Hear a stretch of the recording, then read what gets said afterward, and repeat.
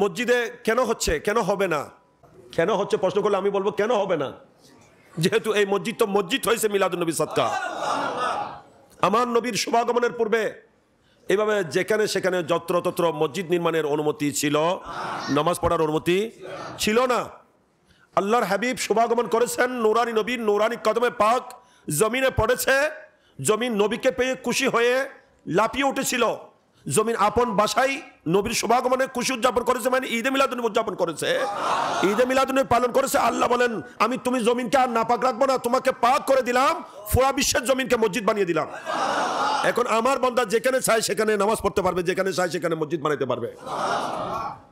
হ্যাঁ, কেন বানায় তুমি হুদ্দি? বুখারী শরীফের হাদিস, বুখারী শরীফের হাদিস। আল্লাহ নবী বলছেন আমার ওই হাদিসে নবী বলছেন আমার 5টা বৈশিষ্ট্য, কয়টা? যেগুলো আমার আগে কোনো নবীকে দেওয়া হয় নাই। সুবহানাল্লাহ। তোর মধ্যে একটা আমার নবী বলছেন জুইলাত লিয়াল আরদু মাসজিদাও ওয়া তাহুরা। নবী বলেন আমার কারণে এই জমিনকে আল্লাহ তাআলা মসজিদ বানিয়ে দিয়েছেন।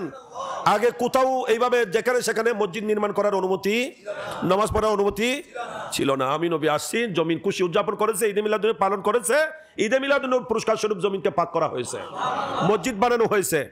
মসজিদাও ওয়া তাহুরা, তাহুরা মানে পাক। কেমন পাক? আপনি না পাকও পাক করে দিতে পারে জমিন।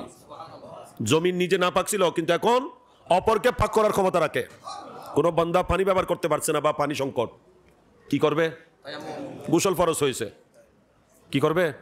তায়াম্মুম করবে। কি দিয়ে? পাক মাটি দিয়ে। তাহলে মাটি ব্যবহার করলে কি হয়ে যাচ্ছে? পাক হয়ে যাচ্ছে।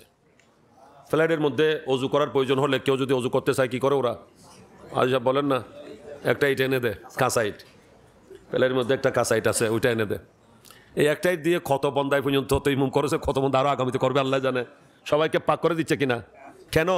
কিন্তু তুমি তো নিজে না পাক ছিলে, তোমার মধ্যে এত এই পাওয়ার কোত্থেকে আসলো? বলে যে এটা ঈদে মিলাদুন নবীর পুরস্কার।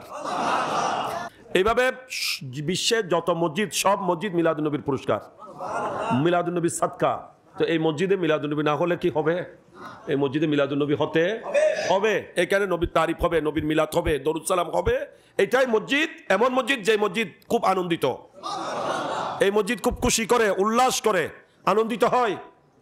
মসজিদ খুব সন্তুষ্ট মুসল্লির উপর, যে মসজিদে মুসল্লিরা কি করে? মিলাদ পড়ে, মিলাদুন নবী উদযাপন করে।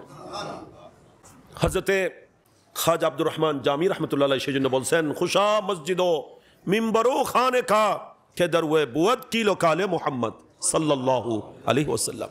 ওই মসজিদ, ওই মিম্বর, ওই মাদ্রাসা, ওই খানকা, ওইগুলাই বেশি খুশি আনন্দিত, যেখানে আমার নবীর শান, আমার নবীর তারিফ, আমার নবীর প্রশংসা মিলাদুন নবী আকারে আদায় হয়, মিলাদে মুস্তাফা হয়, দরুদ সালাম হয়, সেই মসজিদে খুশি আলহামদুলিল্লাহ।